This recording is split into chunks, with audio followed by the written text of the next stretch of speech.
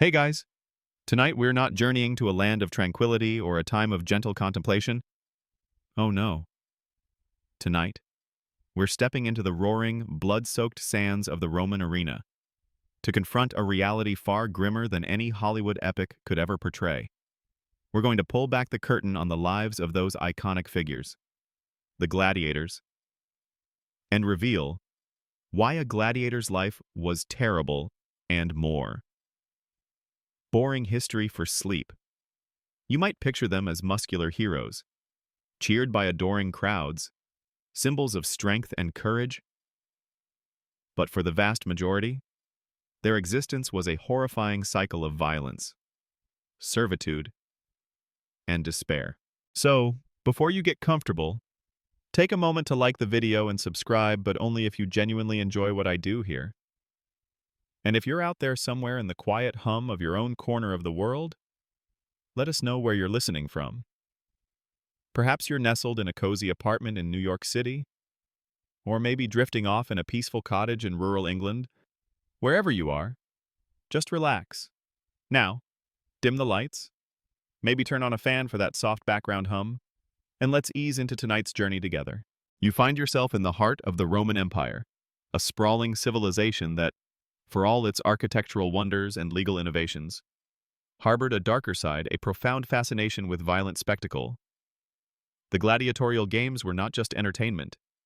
They were a central pillar of Roman public life, a display of power, an outlet for societal anxieties, and a brutal form of public execution. And you, our unwitting historical traveler, are about to become intimately acquainted with the lives of those forced to participate. Your journey into this terrible life often begins with an agonizing twist of fate. Perhaps you are a prisoner of war, captured in a distant land, stripped of your freedom and dignity. Or maybe you are a condemned criminal, your life forfeit for a transgression. And now you are offered a gruesome choice, immediate execution, or a chance, however slim, to fight for survival in the arena. Most terrifyingly, you might be born into slavery, a service, and your owner, seeing your physical strength or imposing stature, decides to sell you to a lanista, a gladiator trainer. You have no say in the matter. Your body, your very existence, is now property, destined for the sand. You are shackled, your wrists chafed by rough iron, and marched to a gladiatorial school known as a ludus. This isn't a school of philosophy or rhetoric. It's a grim institution designed to transform men, and sometimes women, into fighting machines. Stripped of their former identities and humanity, you feel the heavy chains, the rough garments, and the cold, unyielding stares of the guards. This is your new home, your new reality, and it is a prison in every sense of the word. Upon arrival at the ludus, you are forced to take a terrifying oath, known as the Sacramentum Gladiatorium. You swear to be burnt by fire, bound by chains, beaten with rods, and killed by the sword. It's not just a formality. It's a solemn, binding vow that acknowledges your complete submission to your owner, your trainer, and the terrifying rules of the arena. You are swearing to endure agonizing pain, to accept brutal discipline, and ultimately, to face a violent death without flinching. Imagine the chill that runs down your spine as these words, a literal death wish, pass your lips. This horrifying oath defines your entire existence from that moment on. Your days become a monotonous cycle of pain, fear, and exhaustion. You are housed in cramped, often unsanitary barracks, sharing space with dozens of other men, all of whom are also prisoners, rivals, and potential killers. Disease is rampant in these close quarters, and medical care. While available, a little-known detail is that gladiators received surprisingly good medical attention, as they were valuable investments, is often painful and rudimentary. You might lie on a hard cot, listening to the groans of your comrades, their bodies broken from training or festering with infection. The food is simple, often a diet rich in barley, beans, and dried fruit. The barley eaters, hordieri, as they were sometimes called. This diet was designed not for gourmet pleasure, but to pack on weight and build muscle, providing a protective layer of fat that could absorb blows and make wounds less immediately fatal. You might find it bland, repetitive, but you eat it because every calorie is fuel for the brutal training that awaits you. Your life, from the moment you enter the ludus, is not your own. You are property, an investment to be protected, disciplined, and ultimately expended for the entertainment of the Roman populace. You are constantly under guard, your every move watched. Any attempt at defiance, any sign of insubordination, is met with swift and brutal punishment. The lanista is your absolute master, holding the power of life and death over you. You exist only to fight, to bleed, and perhaps to die, for the amusement of others. It's a truly horrifying thought, isn't it? To have your entire existence reduced to a spectacle of violence, your humanity stripped away brick by painful brick. You're still there, lingering in the quiet hum of the night, feeling the phantom chafing of those ancient chains and the chilling weight of that gladiatorial oath. We've established your terrible entry into the ludus and the grim reality of your new existence. Now, let's delve deeper into the daily grind that shapes you, body and soul, for the arena. The ludus's iron grip. You face brutal training, a relentless, painful regime. Imagine your new daily routine. It begins before dawn, a jarring awakening from a fitful sleep on a hard cot in a cramped, stuffy barrack. There's no gentle nudge, no leisurely stretch. You're roused by the harsh shouts of your doctores, your trainers often grizzled, scarred veterans who once fought in the arena themselves. They are unyielding, merciless, and utterly dedicated to turning you into a fighting machine, regardless of the pain they inflict.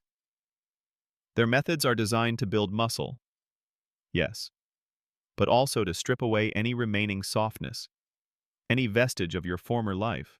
Your training is a relentless cycle of physical exertion and brutal discipline. You spend countless hours under the scorching Roman sun, or shivering in the cold, practicing with heavy wooden weapons rudis that mimic the real, deadly ones. You learn various fighting styles, depending on the type of gladiator you are destined to become. Perhaps a murmillo with a heavy shield and sword, or a retiarius with a net and trident. Every movement is drilled into you, over and over, until it becomes instinct. You learn to lunge, to parry, to thrust, to dodge, your body aching with every repetition. The discipline is absolute. Any hesitation, any mistake, any sign of weakness is met with immediate, brutal correction. Your doctor carries a rod or a whip, and he uses it freely. You feel the searing pain of a blow across your back or legs, a sharp reminder to pay attention, to push harder. This isn't just about punishment, it's about conditioning. They are training you to endure pain, to ignore injury, to fight even when your body screams for rest. Your spirit, once perhaps defiant, is slowly being broken, molded into obedience. Consider the injuries. Even in training, with wooden weapons, accidents are common. You might suffer sprains, strains, broken bones, or deep cuts. And there's no rest for the injured. You are patched up by the medicus, the gladiator physician who, as we briefly mentioned, is surprisingly skilled because you are a valuable investment. But their methods are often crude, painful, and designed to get you back to training as quickly as possible, not necessarily to ensure a comfortable recovery. You might have a wound stitched up without anesthetic, or a broken bone set with agonizing precision. You live with chronic pain, a constant companion that gnaws at your body. The psychological toll is immense. You are constantly surrounded by violence and the threat of death. You watch as fellow trainees collapse from exhaustion, or suffer horrific injuries. You are forced to fight mock battles, not just against dummies, but against other trainees. Building a chilling familiarity with combat, that will soon become real. The camaraderie that sometimes develops among gladiators, a bond born of shared suffering, is often tinged with the knowledge that one day you might have to face that very comrade in the arena, fighting for your life. This internal conflict, training to kill or be killed by someone you've shared barracks with, adds a layer of profound dread. A little-known detail about gladiator training is the emphasis on conditioning the body to withstand specific types of injuries. For instance, archaeological evidence suggests that gladiators often had thicker bones, likely due to the constant impact and stress of training and combat. This meant their bones were less likely to shatter upon impact, making wounds more superficial. But the continuous stress on their bodies must have been agonizing. Historians still debate the extent to which gladiator training focused on specific injury mitigation versus simply general physical conditioning for combat. Some argue that their diet and exercise regimen were surprisingly advanced for their time, aimed at creating robust, resilient fighters, while others emphasize the brutal, often damaging nature of the daily routine. Beyond the physical drills, your training includes mental conditioning. You are taught to face fear, to suppress instincts of self-preservation, and to embrace the role of the performer. You learn to put on a show for the crowd, to fight with flair and aggression, even when your body is screaming. You are not just a fighter, you are an actor in a bloody drama, and your performance dictates your survival. This constant pressure to entertain, even in the face of death, is a unique and horrifying aspect of your existence. You also learn to live with the knowledge that your lanista sees you as a commodity. You are an investment.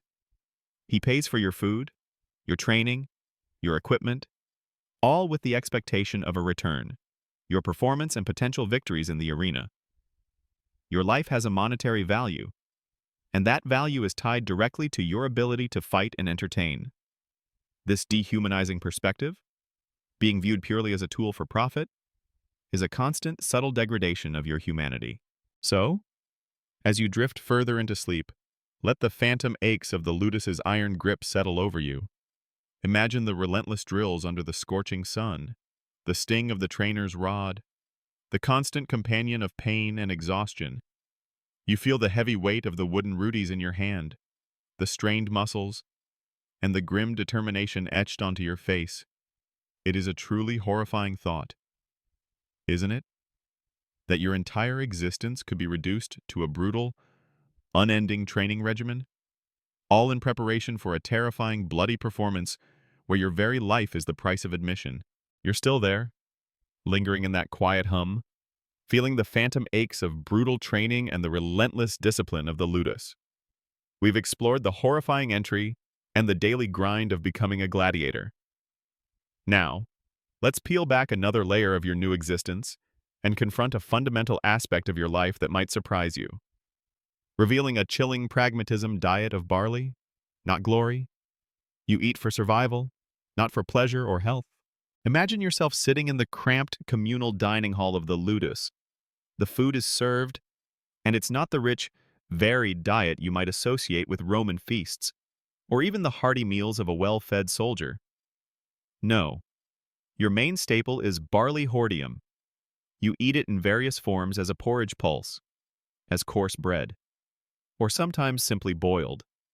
It's often bland, perhaps mixed with beans or other legumes for protein, and supplemented with dried fruit. You might find it utterly unappetizing, but you eat it, every single bite, because your life literally depends on it. This isn't about culinary delight, it's about pure, brutal efficiency. The gladiator diet was scientifically by ancient standards, of course designed for a very specific purpose to make you heavy. You might be thinking, but wouldn't that make me slow? And you'd be right, to an extent.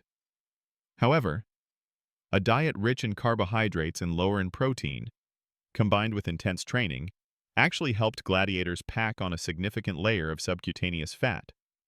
This fat shield was surprisingly beneficial in the arena. A little-known detail, supported by archaeological evidence from gladiator cemeteries, is that gladiators had denser bones and often a thicker layer of fat. This fat would absorb the impact of blows from swords and tridents, causing superficial cuts rather than deep, immediately fatal wounds. It made you bleed more dramatically for the crowd's entertainment, without necessarily killing you outright. So, while you might dream of a juicy roasted boar or a succulent piece of fish, you are instead consuming bowl after bowl of gritty barley porridge. You feel your body slowly changing, growing heavier, denser, almost like a walking, breathing cushion. This isn't about peak athletic performance in the way a modern athlete would understand it. It's about maximizing your ability to withstand punishment and prolong the spectacle. You are literally being fattened for the slaughter, but in a way that ironically prolongs your life in the arena. The diet was also often supplemented with various tonics and concoctions believed to enhance strength or aid recovery. You might be given a foul-tasting brew made from ashes, herbs, and water, believed to strengthen your bones or soothe your aches. Historians still debate the precise ingredients and efficacy of these ancient gladiator supplements. While some might have had minor benefits, others were likely superstitious or even harmful, highlighting the primitive state of ancient nutrition and medicine. Some scholars even suggest that the ashes might have provided a calcium boost, contributing to their famously dense bones. It's a strange thought, isn't it? That your trainers were essentially trying to turn you into a human punching bag, albeit a well-fed one. Beyond the specific nutritional goals, the repetitive, unappetizing diet was another subtle form of control and dehumanization. You have no choice in what you eat. Your meals are functional, not enjoyable. This constant lack of simple pleasure, this denial of basic human comfort, contributes to the grinding psychological toll of your life. Every meal is a grim reminder that you are property, your existence entirely dictated by the demands of your owners and the arena. You eat to fight, nothing more. Consider the contrast with the elaborate banquets of the Roman elite, which you might have seen or heard about. While they reclined on couches, sampling exotic delicacies and fine wines, you are shoveling down bland barley, preparing your body to bleed for their entertainment. This stark difference in culinary experience subtly emphasizes the vast chasm between your life as a gladiator and the lives of those who consume your performance. The daily grind of training, combined with this specific diet, means your body is a constant source of pain and exhaustion. You feel the constant ache in your joints, the dull throb of muscles pushed to their limits, and the fatigue that permeates your very bones. Food is simply fuel, a means to keep this suffering machine operational. You might dream of flavors you once knew, of meals shared with family, but those memories are distant, almost ethereal, compared to the immediate visceral reality of the barley in your bowl. A dark, rather morbid joke among the gladiators themselves, though perhaps rarely spoken aloud for fear of the doctor's wrath, might have been, "They feed us so well. They practically want us to burst with flavor before we burst in the arena." It's a grim chuckle at the absurdity of their existence, a way to cope with being human livestock. So, as you drift further into sleep, let the image of that unchanging barley diet settle over you. Imagine the taste of the bland porridge, the gnawing hunger that's never quite satisfied, and the constant physical demands that make every meal a functional, rather than pleasurable, experience. You feel the phantom weight of those extra pounds of fat, painstakingly accumulated to absorb blows, a living shield against a deadly fate. It is a truly horrifying thought, isn't it, that your body, your very existence, was meticulously engineered not for health or happiness, but for the brutal spectacle of the arena, fueled by a simple, unyielding diet. You're still there, suspended in the quiet hum of the narrative, perhaps tasting the ghostly blandness of that gladiator's barley diet. We've covered the oath, the brutal training, and the functional, unappetizing food. Now let's widen our gaze beyond the walls of the ludus and glimpse the chilling, often unromanticized reality of what little existed of life beyond the arena's roar. You glimpse life outside the crowd's adulation. Imagine yourself, a gladiator, not in the spotlight of the Colosseum, but in the dreary, oppressive routine of your daily existence. The roar of the crowd, the fleeting moments of glory, those are rare, intoxicating exceptions. For the vast majority of your time, you are simply a prisoner. Your world is confined to the ludus, a barracks, a training ground, and perhaps a small exercise yard. You are constantly under guard, your every move monitored. There is no privacy, no personal space, and certainly no freedom. Your interactions are primarily with other gladiators, your contubernales, your messmates, your potential opponents. A strange, complex camaraderie can develop among these men, forged in shared suffering, brutal training, and the ever-present threat of death. You might form bonds of friendship, a deep understanding born from a shared, terrible fate. But this camaraderie is always tinged with the chilling knowledge that, one day, you might stand across from them in the arena, forced to kill or be killed. It's a relationship built on both solidarity and existential dread. Beyond your fellow gladiators, your world is dominated by your lanista, the owner/trainer, and his doctores trainers. Their authority is absolute, their word law.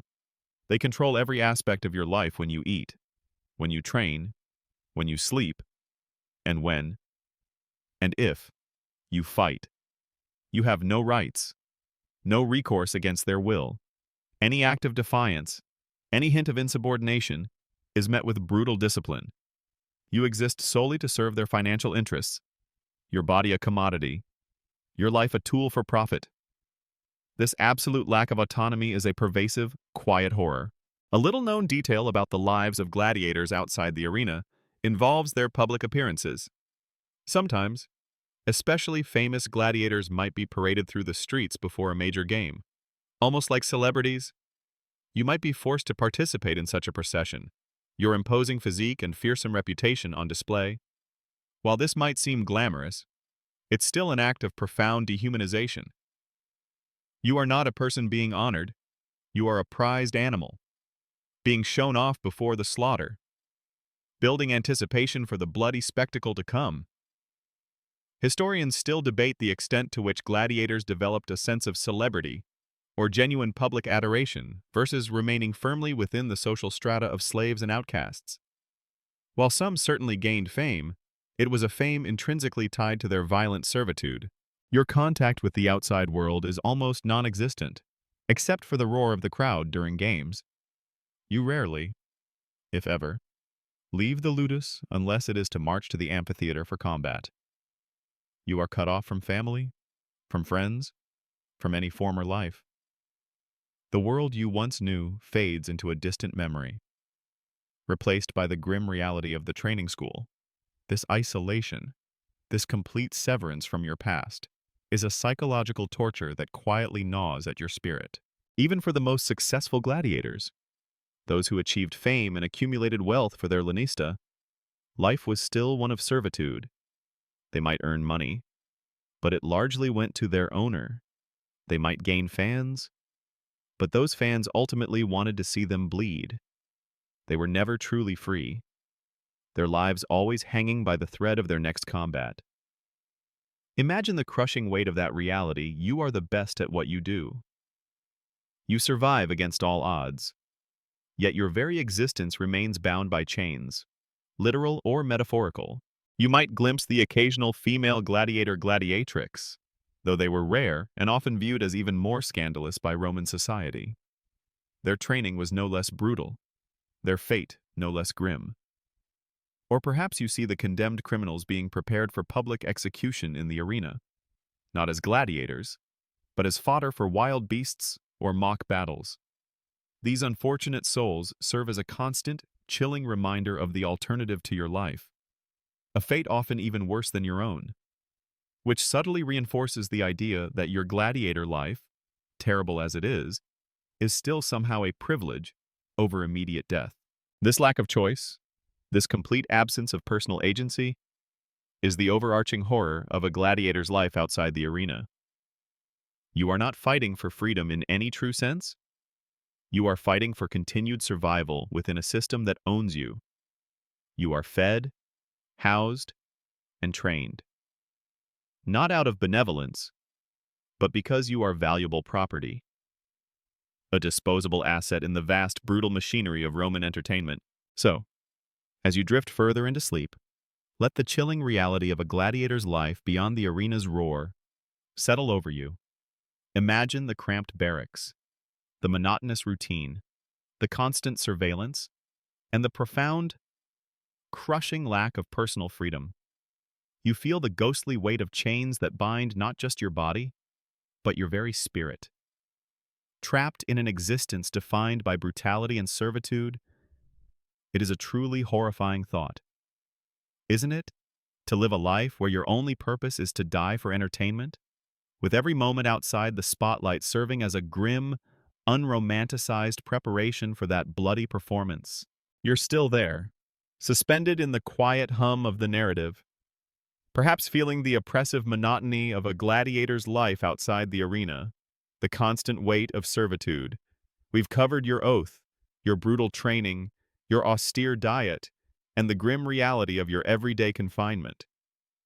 Now, let's push past the walls of the ludus and step into the blinding light, the deafening roar, and the terrifying reality of the arena itself, the spectacle's bloody price. You fight, risking agonizing injury and death. Imagine yourself standing in the editor's chamber, moments before the games begin. The air is thick with the smell of sweat, fear, and something else. The faint, metallic scent of blood from the morning's executions. You are being armed, equipped with the heavy armor and weapon of your gladiator type. Perhaps you are a secutor, with a large rectangular shield scutum and a short sword gladius, heavily armored with a smooth, egg-shaped helmet. Or maybe you are a retiarius, with only a trident, a net, and minimal armor. Relying on speed and agility, you feel the weight of the metal, the tightness of the leather straps, the cold hilt of your weapon in your hand. This is your uniform for death. Then, the moment arrives. You march in the pampa, the grand procession, into the colossal amphitheater. The noise is overwhelming. Thousands, tens of thousands, even hundreds of thousands of Roman spectators are roaring your name, or perhaps booing it. The sunlight, harsh and unforgiving, blinds you as you step onto the sand. You might catch a glimpse of the emperor in his box, surrounded by senators and vestal virgins, their faces eager for the show. This sudden, intoxicating surge of sound and light is a bizarre contrast to the monotonous gloom of your training school. But the true horror begins when the trumpet sounds, signaling the start of your combat. You face your opponent, another gladiator, just as terrified and desperate as you are. This isn't a mock battle. This is real. Every swing, every thrust, every block is a matter of life and death. You feel the clang of metal on metal, the jarring impact of blows against your shield, the searing pain of a blade grazing your flesh. Your heart pounds in your chest, your breath comes in ragged gasps, and your muscles scream with effort. This isn't just fighting. It's a desperate dance with death, performed for the entertainment of a bloodthirsty crowd. The injuries are horrific. You might suffer deep cuts, broken bones, or internal bleeding. The Roman medicus, though skilled, operates in an era without modern anesthetics or antibiotics. Imagine a searing hot iron being applied to your wound to cauterize it, or a bone being reset with agonizing force. Infection is a constant, terrifying threat, often leading to a slower, more agonizing death than the sword itself. You might survive the arena only to succumb to gangrene days later in the squalor of the Ludus infirmary. Historians still debate the precise types and frequency of injuries gladiators sustained. But skeletal remains show evidence of significant trauma, including head injuries and limb fractures, though surprisingly few direct cuts from swords. suggesting protective armor was somewhat effective. Some scholars argue that many gladiators aimed for non-lethal, yet debilitating injuries to prolong the fight and entertain the crowd. The constant threat of death, not just from your opponent, but from the very demands of the spectacle, is ever present. You are expected to fight with courage, to display virtus, to put on a good show. Cowardice is not an option. It could lead to an even more ignominious death at the hands of the arena's attendants, who wield hot irons or branding tools to motivate reluctant fighters. You must fight, even when your body is failing, even when hope is lost, because the alternative is even worse. A particularly cruel aspect of the spectacle was the damnatio ad bestias condemnation to the beasts or the venatio beast hunts. While not strictly gladiators, these condemned criminals or professional hunters were forced to face wild animals in the arena: lions, tigers, bears, even elephants. You might witness such an event before your own fight. Seeing terrified, unarmed individuals being ripped apart by ravenous beasts, their screams drowned out by the roar of the crowd. This horrifying spectacle serves as a chilling reminder of your own precarious position, knowing that such a gruesome fate could easily be yours.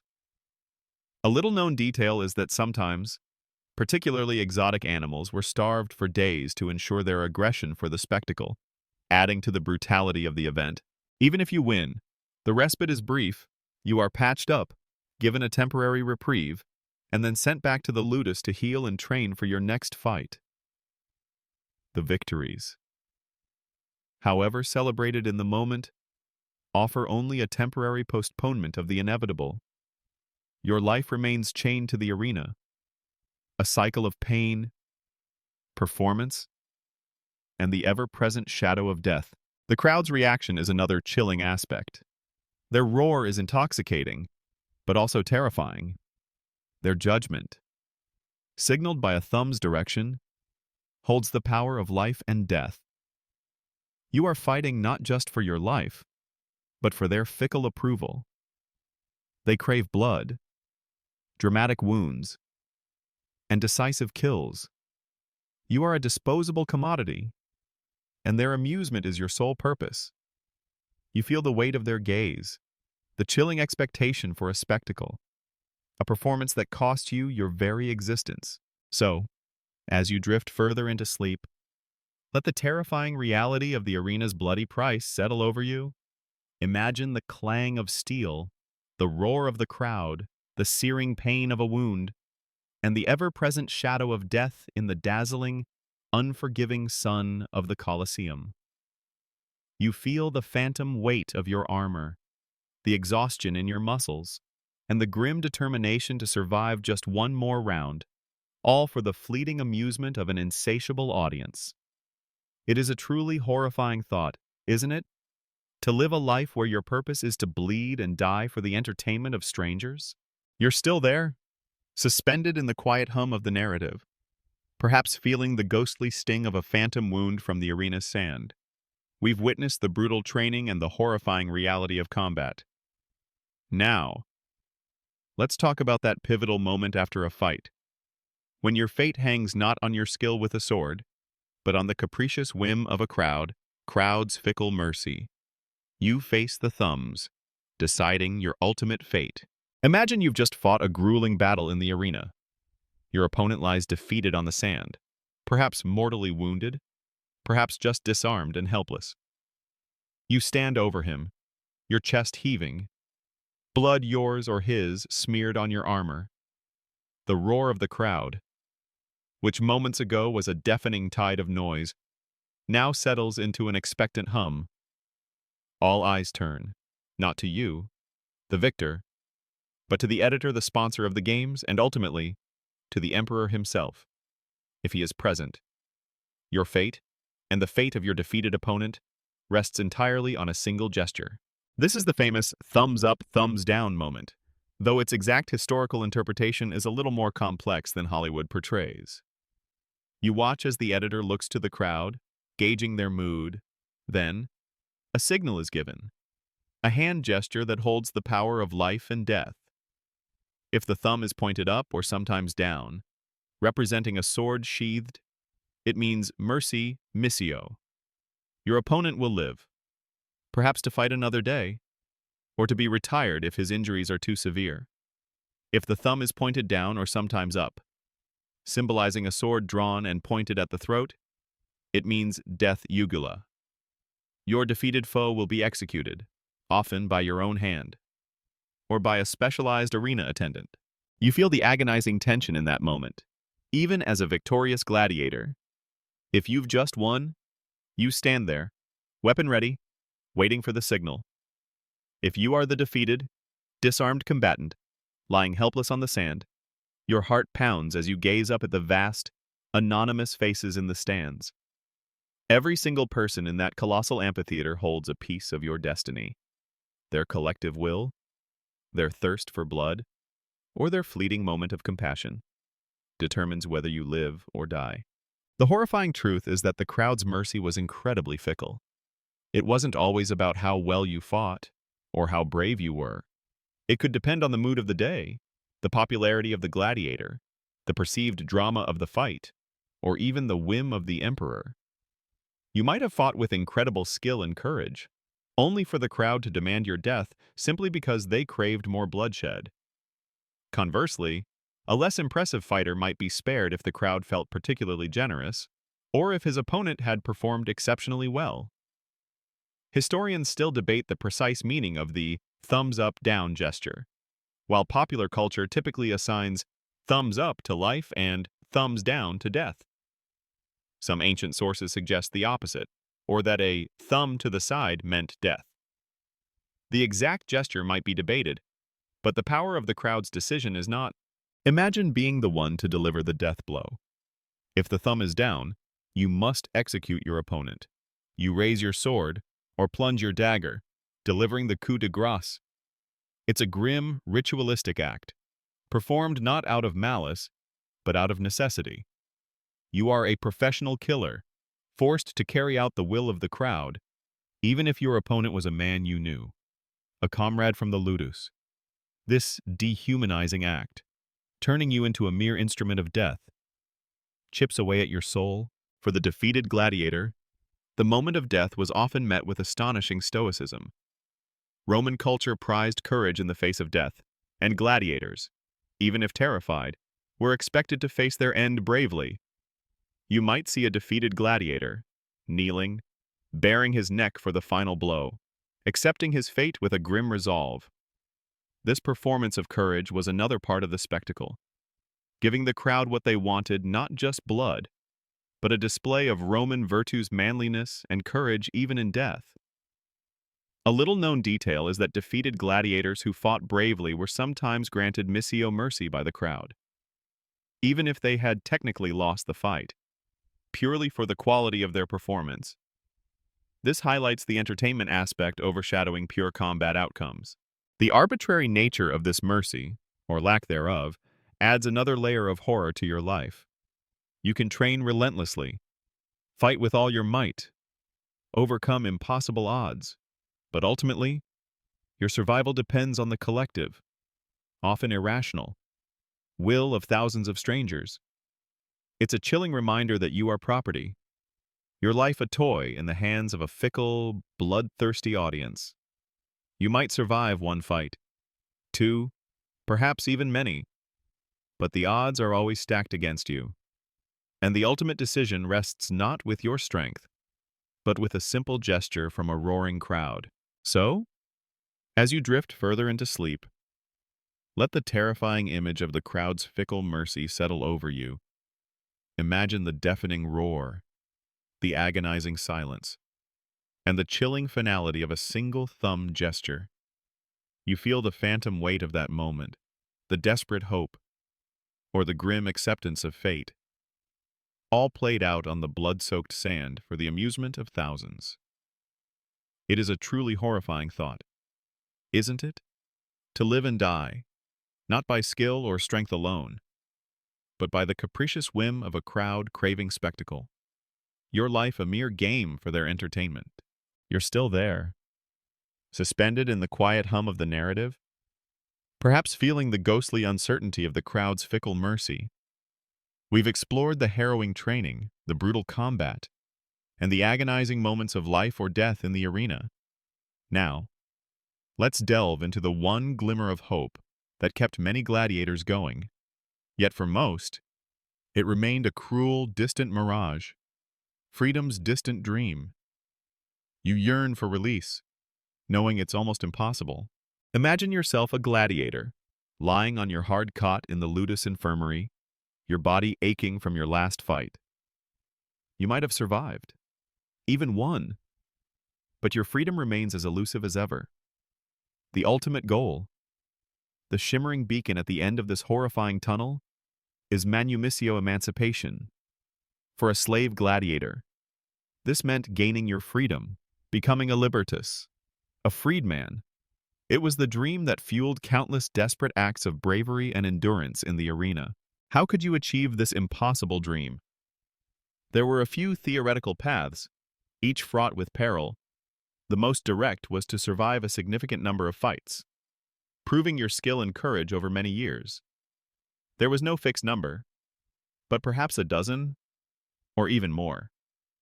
Highly successful bouts might earn you your freedom. Imagine the sheer dedication, the mental fortitude required to face death repeatedly, knowing that each survival brought you one step closer to that impossible dream. You fight not just for your life, but for the life you hope to reclaim. Another path to freedom was through a special act of grace. A very popular gladiator might be granted manumission by the editor or the emperor himself, perhaps after an exceptionally brave or memorable performance. You might have heard whispers of such rare instances, legendary figures who walked out of the arena as free men, their names forever etched in history. This possibility, however remote, served as a powerful motivator, a tantalizing glimpse of a life beyond the chains. You see these celebrated figures, their scars perhaps softened by the glow of freedom, and your heart aches with a longing you dare not speak aloud. Sometimes, you could even buy your freedom. If a gladiator was incredibly successful and managed to accumulate prize money peculium, they could potentially save enough to purchase their manumission from their lanista. This was an incredibly rare feat, given the short lifespan of gladiators and the immense expenses of the ludus. Imagine the meticulous saving, the self-denial, the agonizing calculation of every sesterce, all while facing death on a regular basis. It's a testament to the power of that dream, that some would sacrifice everything to achieve it. Historians still debate the frequency of gladiator manumission and whether it was primarily based on performance, owner's goodwill, or financial compensation. While examples exist, the overall number of freed gladiators was likely very small compared to the vast number who fought and died. Some scholars argue that the promise of freedom was often used more as a control mechanism than a realistic outcome for most, but for the vast majority of gladiators, freedom remained a cruel illusion. The odds were always stacked against you. The lifespan of a gladiator was incredibly short. Even if you survived a dozen fights, the cumulative injuries, the constant risk of infection, and the ever-present threat of a fatal blow meant that most never reached the point of manumission. You see your fellow gladiators, one by one, succumbing to wounds or death in the arena, and the path to freedom seems to narrow with each passing funeral. Even if you gained your freedom, life as a freedman gladiator was far from idyllic. You might be physically scarred, your body broken by years of brutal combat. You might struggle to find new employment, forever marked by your past profession. While some famous freed gladiators became trainers doctores themselves, returning to the very ludus that had enslaved them. This was a grim form of success, exchanging one form of servitude for another. Others might find work as bodyguards or entertainers, still leveraging their combat skills, but never truly escaping the shadow of the arena. A particularly chilling aspect of this freedom was the social stigma. Despite their popularity, gladiators, whether slave or free, were considered infamous persons of low social standing, stripped of legal rights and public honor.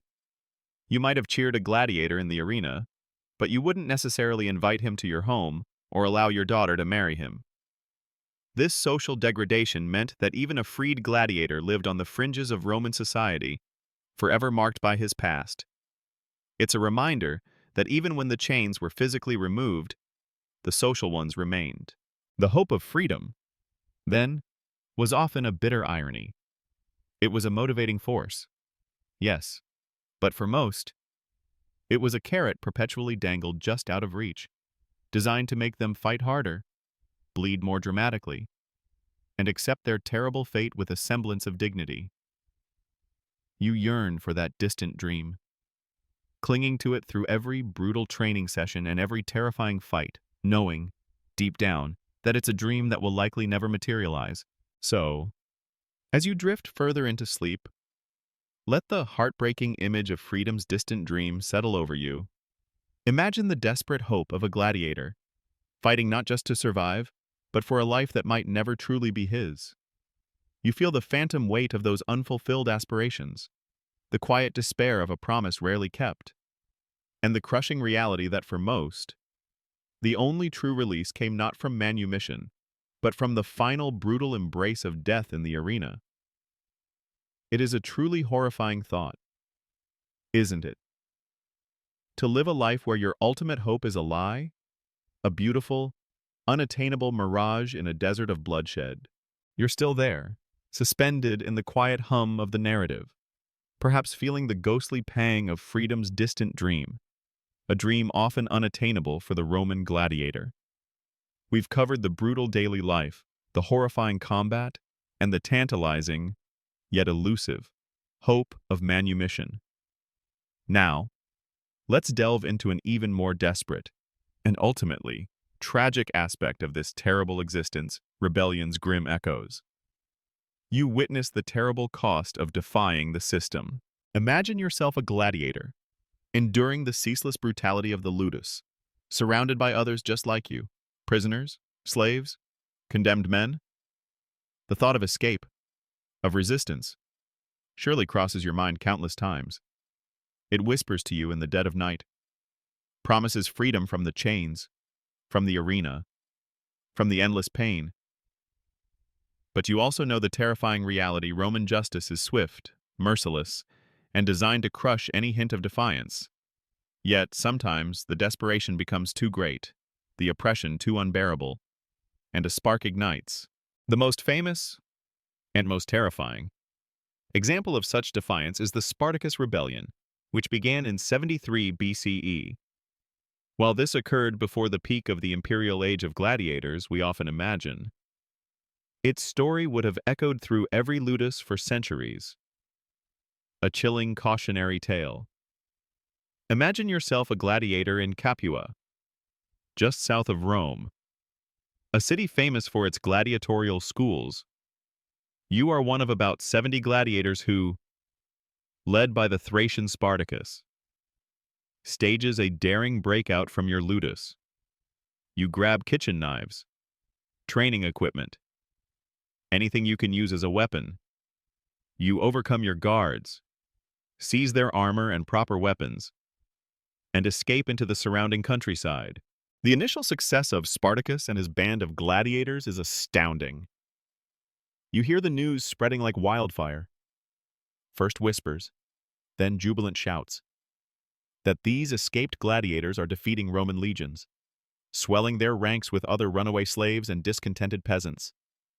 They become an army, numbering tens of thousands, perhaps even over 100,000 at their peak, defying the might of Rome itself. You might feel a surge of defiant hope, a thrilling thought that perhaps, just perhaps, this impossible rebellion could succeed, that chains could be broken. Historians still debate the exact motivations of Spartacus. Was he fighting for the abolition of slavery, or simply for his own freedom and that of his followers to return to their homes? While his ultimate goals remain unclear, his rebellion undeniably became a symbol of slave resistance against Roman oppression. But the horrifying truth is that such rebellions, however inspiring in their initial defiance, were almost always doomed to a grim end. Rome, for all its internal squabbles and vulnerabilities, was still a colossal, unyielding power, capable of marshaling immense resources to crush any internal threat. You eventually witness the terrifying might of Rome brought to bear. Legions are recalled, seasoned generals are dispatched, and the full weight of the Republic's military machine is unleashed. Imagine the final, brutal confrontation. You hear tales of Spartacus's army, cornered, fighting with desperate courage. But against the disciplined legions of Crassus and Pompey, their fate is sealed. The slaughter is immense. Tens of thousands of rebels are killed in battle. But the horror doesn't end there. The Romans, determined to send an unequivocal message, inflict a punishment so utterly brutal that its memory would resonate for generations. You witness the aftermath crucifixion on a horrifying scale. Along the Appian Way, the main road leading from Capua to Rome, 6,000 captured rebels are crucified. Imagine yourself traveling along that road, perhaps on business or as a curious spectator, and you see them, thousands of men, nailed to crosses, stretched for miles along the roadside. Their bodies hang, slowly dying, exposed to the elements. A gruesome, agonizing display. Their screams, their groans, their final gasps are a chilling, unforgettable symphony of torment. A little-known detail is that the bodies were left on the crosses for weeks, if not months, to rot as a constant, horrifying warning to anyone contemplating rebellion. This horrifying spectacle was not just about retribution, it was about absolute deterrence. It was a clear, unambiguous message from Rome: defy us. And this will be your fate.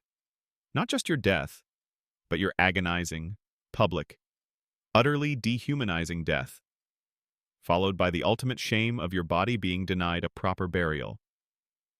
You feel the chilling effectiveness of this gruesome display, suppressing any rebellious thoughts that might have flickered in your mind.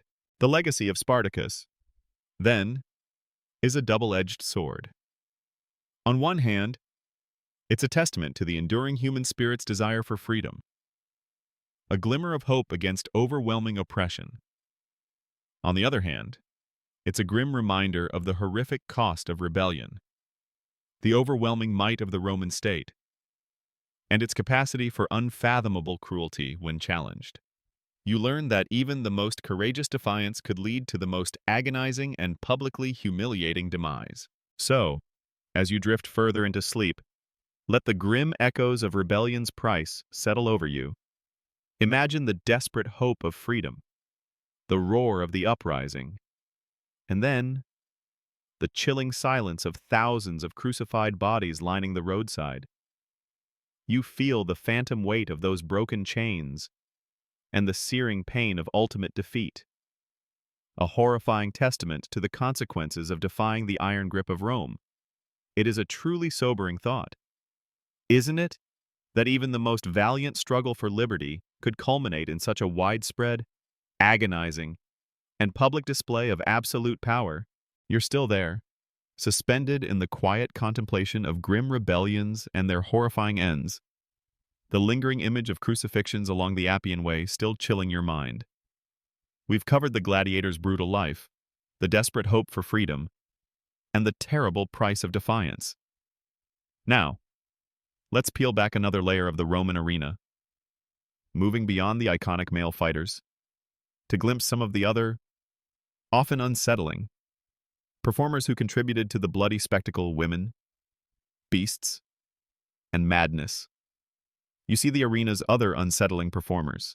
Imagine yourself as a spectator in the vast, roaring amphitheater, perhaps the Colosseum itself. While the primary draw is often the clash of male gladiators, the editor, the game's sponsor, always seeks variety, something new and shocking to entertain the insatiable crowd. This leads to a horrifying array of other spectacles, pushing the boundaries of what is considered entertainment, often involving marginalized groups or wild animals. First, let's consider the female gladiators, or gladiatresses. While rare and often viewed as scandalous by Roman society, they did exist. You might witness a woman, perhaps dressed in the same minimal armor as a retiarius, wielding a sword or a shield. facing another woman in combat. The sight is both intriguing and unsettling.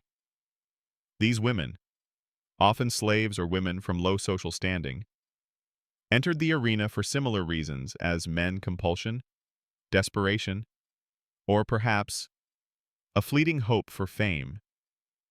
Their training was no less brutal, their risks no less deadly. They defied Roman gender norms.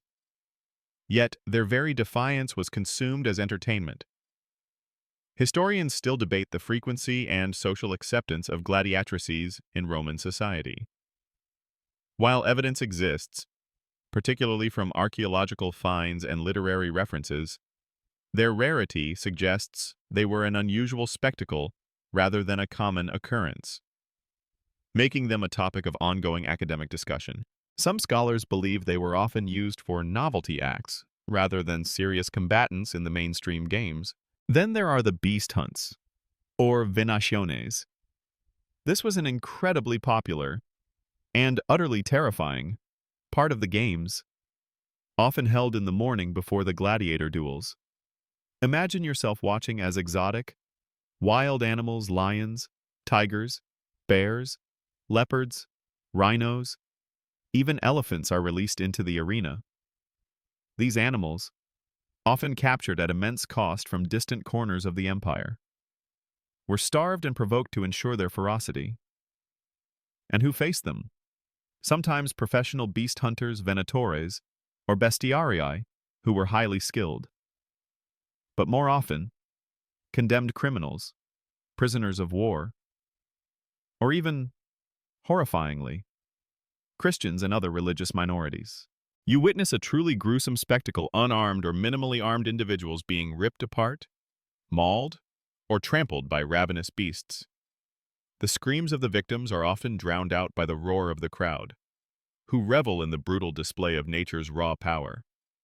The sand turns red with blood, the air fills with the smell of gore, and the cries of the dying resonate through the vast arena. This isn't a fight for glory, it's a cold, calculated execution, designed for maximum horror and moral instruction. This is the fate of those who defy Rome or its gods. A little-known detail is that Roman engineers developed incredibly elaborate systems of ramps and elevators beneath the Colosseum to bring these wild animals directly into the arena, almost as if they were appearing magically from the underworld, adding to the spectacle's terrifying surprise. Beyond the formal hunts, there were also mock naval battles, naumachii. Imagine the arena flooded with water, massive warships sailing forth, crewed by hundreds of condemned criminals or prisoners of war. These weren't just theatrical displays, they were bloody, full-scale naval engagements, leading to mass casualties among the crew who had no choice but to fight to the death for the audience's amusement. You watch as ships collide, men drown, and the water turns crimson, all a grand, horrifying reenactment for the entertainment of thousands. And what about the madness? The arena itself could become a stage for grotesque forms of punishment and execution that blurred the lines between justice and pure sadism. Criminals might be dressed in mythological costumes and then subjected to reenactments of myths that ended in their horrifying deaths. For instance, a man condemned for arson might be set ablaze in the arena. You witness these truly disturbing spectacles, where human life is utterly devalued, reduced to a prop in a morbid play. The crowd's cheers and laughter at such displays would send a chilling tremor down your spine. The presence of these diverse, often horrific, performers highlights the extreme nature of Roman entertainment and its insatiable appetite for violence. It wasn't just about the skilled duels of gladiators, it was about demonstrating absolute power, about purging societal undesirables, and about satiating a deep-seated desire for blood spectacle. You realize that the arena was a microcosm of Roman society's darker impulses, a place where human and animal suffering became the ultimate form of amusement.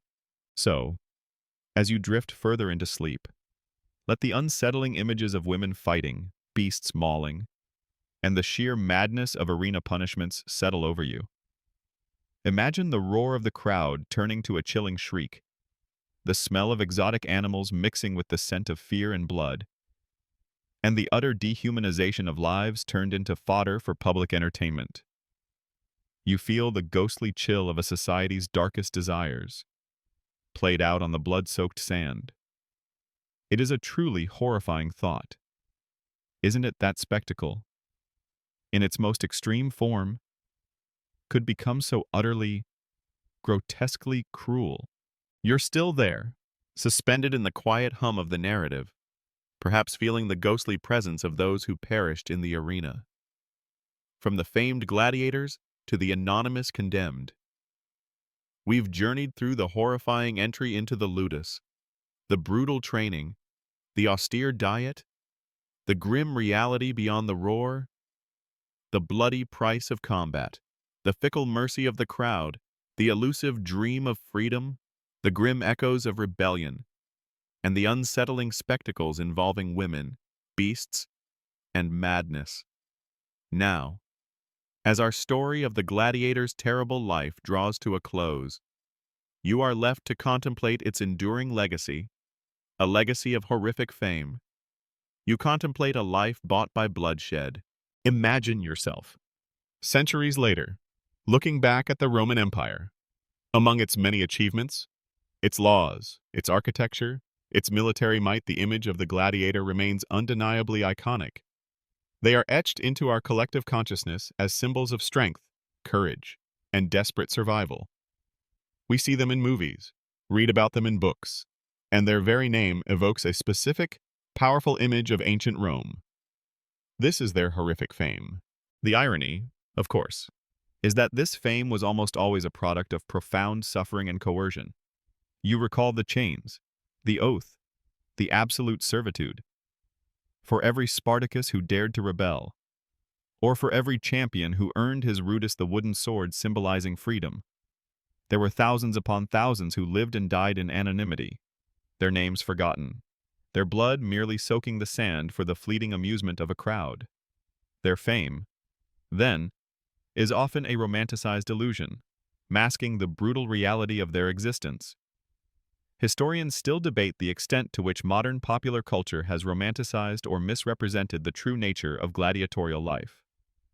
Some argue that by focusing solely on the heroic aspects, we overlook the systemic brutality and the deep moral questions their existence raises. Yet, this fame, however horrific its origins, allowed some gladiators to transcend their lowly status. You recall hearing about a few legendary figures whose names were celebrated across the empire, whose image appeared on mosaics and lamps. For a slave or a condemned criminal, this was a bizarre form of immortality, a chance to be remembered, however grimly. Long after their death, their bravery, their skill, and their willingness to face death with virtuous courage captivated the Roman imagination. It's a testament to the human spirit's ability to find agency even in the most dehumanizing circumstances, to turn forced brutality into a form of public performance that commanded respect, if not true freedom. The legacy of the gladiators also speaks to the complex, often unsettling, relationship between entertainment and violence. Rome's insatiable appetite for these games reveals a darker side of human nature, a primal fascination with blood, death, and spectacle. You might reflect on how modern forms of entertainment, though vastly different, still tap into some of these ancient impulses. The Colosseum stands today as a majestic ruin, a symbol of Rome's power, but also a silent monument to the horrific fame of those who perished within its walls. A little-known detail is that the very word arena comes from the Latin word for sand. Harina, referring to the sand used to soak up the blood in the amphitheater. This subtle linguistic detail constantly reminds us of the core purpose of the space. The gladiators, in their terrible lives, served as a stark reminder of Roman power and social stratification. They were at the very bottom of the social ladder, yet their performances were enjoyed by all, from the emperor down to the lowliest citizen. They embodied the Roman obsession with spectacle, discipline, and the ultimate control over life and death. Their legacy, therefore, is not just about individual fighters, but about the values and priorities of an entire civilization. So, as you drift deeper into sleep, Let the complex image of the gladiator's horrific fame settle over you. Imagine the roar of countless crowds echoing through the centuries, celebrating lives bought by bloodshed and moments of brutal spectacle.